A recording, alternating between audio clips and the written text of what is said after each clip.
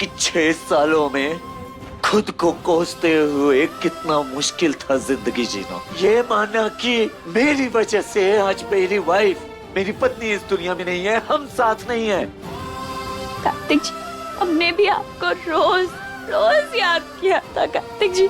That's great, तुमने मुझे याद रखा, याद किया। That's great Vaishnavi. लेकिन मैं तो तुम्हारी याद में जीना भूल चुका था।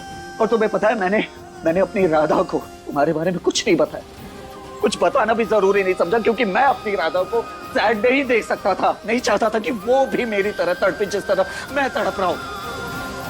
मुझे याद किया, हाँ? तो कम से कम ढूंढने की कोशिश भी कर ली होती मुझे। हमने ढूंढने की कोशिश की थी कार्तिक जी, इंटरनेट पे। अगर मुझे पता होता कि तुम जिंदा हो, पूरी दुनिया का हर एक कोना छान मारता तुम्हें ढूंढने के लिए।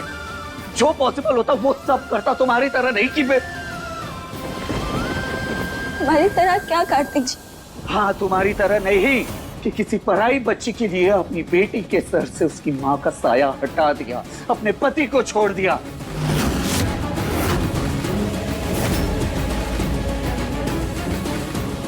यही है तुम्हारी सच्चाई। अपनी बेटी को बिन माँ का पलने दिया और पराई बच्ची पर ममता लुटा दे रही।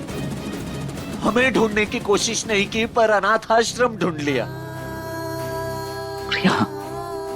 यहाँ तुम्हारी बेटी अपनी माँ के प्यार के लिए तरसती रही, तड़पती रही। तुम्हें पता है, मैं हमेशा सोचता था कि अगर तुम मुझे वापस मिल जाओगी सब कुछ ठीक हो जाएगा। लेकिन आज जब मैंने तुम्हें सही सलामत जिंदा देखा, वो भी उस पराई बच्ची श्री के साथ, तो एक बार फिर से सब कुछ बिखरता हुआ नजर आया मुझे। अच्छा हुआ कि भगवान ने अब तक मुझसे ये छुपा कर रखा था कि तुम जिंदा हो, और मेरी नजरों में तुम दोषी तो नहीं थे, लेकिन आज तुम दोषी हो। तुम मेरी नजर में मेरी पत्नी नहीं, सिर्फ एक मुजरिम हो। That's it। मेरी मुजरिम, राधा की मुजरिम, और शायद श्री के सगे माँ बाप की भी मुजरिम हो तुम। नहीं कार्तिक जी, नहीं, आप हमारी बात तो सुनिए एक बार। सुनने और समझने के लिए कुछ बचा ही नहीं है वैष्णवी। क्या सुनूं मैं? हाँ, कि अपनी बेटी को छोड़कर तुम उन अनाथ बच्चों को पालना चाहा, ये कि राधा से ज्यादा तुमने श्री से प्यार किया? क्यों राधा तुम्हारे लिए हमेशा से सेकंड चॉइस रही है? क्यों चीख चीख कर गवाही दे रही है? तुमने क्या किया है?